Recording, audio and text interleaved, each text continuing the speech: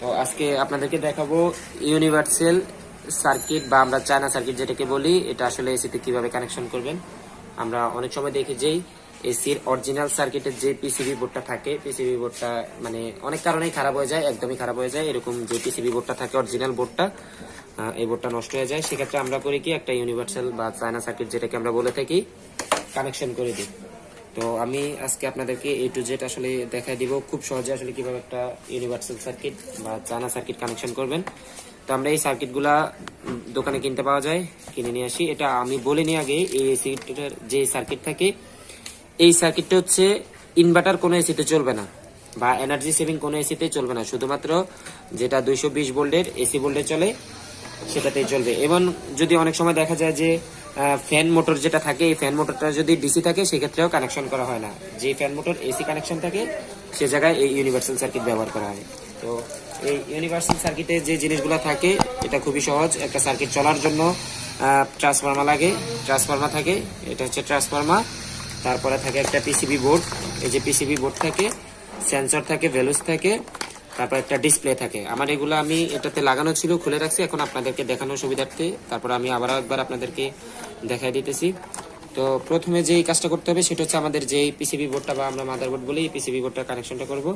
এটা খুবই সহজ। প্রথমে আমরা যে ট্রান্সফরমারটা থাকে ট্রান্সফরমার কানেকশনটা করে নিতেছি। আর এই ক্লিপগুলোর কানেকশন একদমই ইজি। এটা যে ক্লিপটা ওই জায়গায় লাগবে, দেখলেই বুঝতে পারবেন। আমি ক্লিপগুলো অবশ্যই ঠিকভাবে লাগছে কিনা এটা খেয়াল রাখতে হবে। আমি প্রথমে যে ট্রান্সফরমার কানেকশনটা করলাম, তারপরে যে কানেকশনটা করবো সেটা হচ্ছে আমার এই যে ডিসপ্লের কানেকশনটা করে দিতেছি।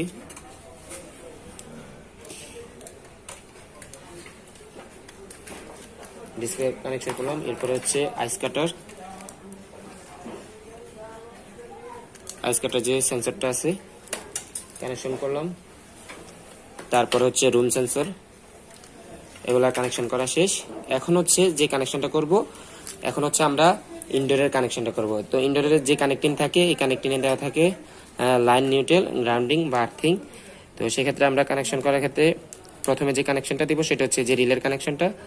রিলেতে যে কানেকশনটা আসবে সেটা হচ্ছে ফ্ল্যাগ থেকে আমরা যেই ফ্ল্যাগটা লাগাবো, ফ্ল্যাগের যে কানেকশনটা আসবে ফ্ল্যাগ থেকে সরাসরি যে লাইনটা আসবে, লাইনটা আমরা কমন যে রিলেতে COM দেওয়া থাকে, এই কমনে ফ্ল্যাগ থেকে যে লাইনটা আসবে লাইনটা লাগাবো। তারপর হচ্ছে নিউট্রাল যেই পার্টটা থাকে, এই সার্কিটের যে পিসিবি বোর্ডটা এটা চলার জন্য নিউট্রাল আর লাইন লাগে, সে জায়গায় যে এন দেওয়া থাকে নিউট্রালটা আমি আলাদা নিউট্রালে লাগালাম।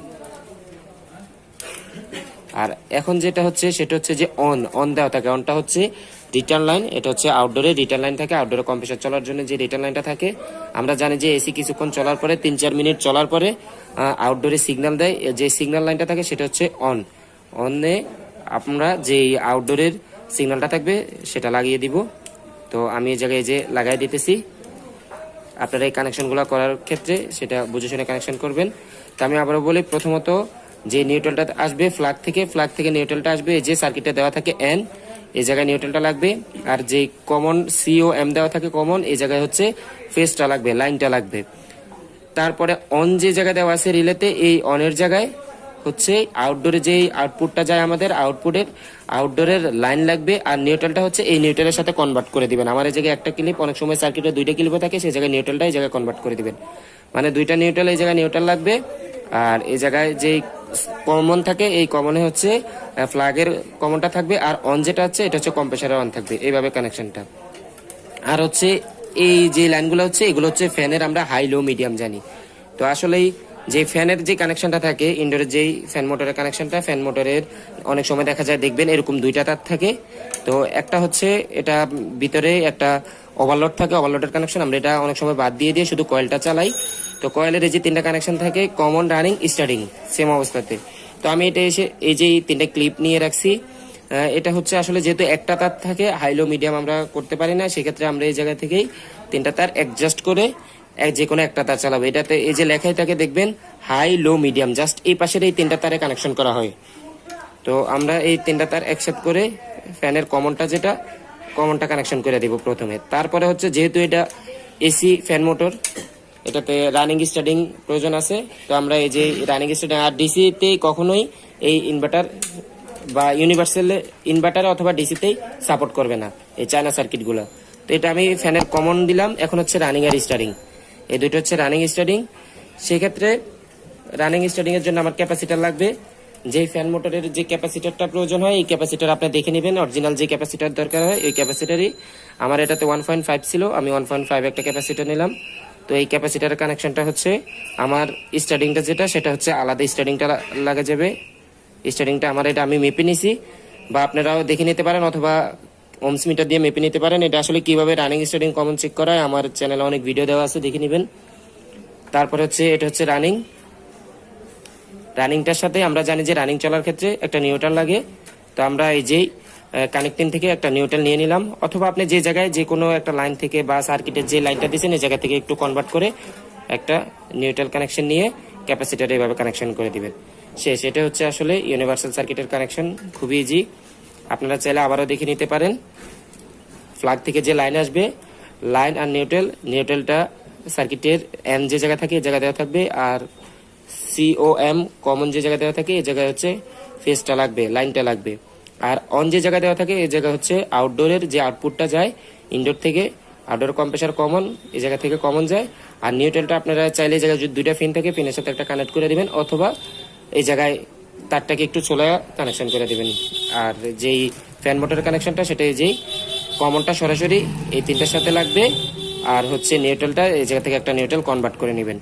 আর সুইং এর যে পার্টটা থাকে যদি 5টা পিন থাকে যদি লাগাতে পারেন লাগাবেন এদিক সেদিক করে। আর যদি না হয় সেক্ষেত্রে অনেক সময় দেখা যায় যে সুইং মোটরটা বাদ দিতে হয়, যেহেতু আমার এই জায়গায় যে 5টা এগুলো ছোট লাগে না, এটা আমি বাদ দিয়ে দিছি।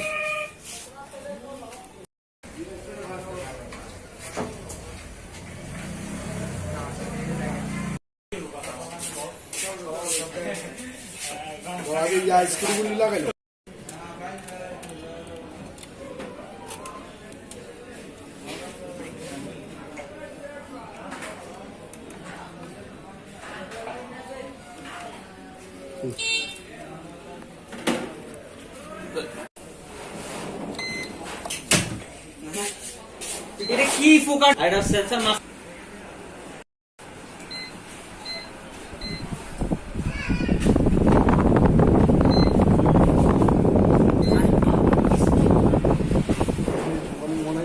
এটা আমি উল্টাতে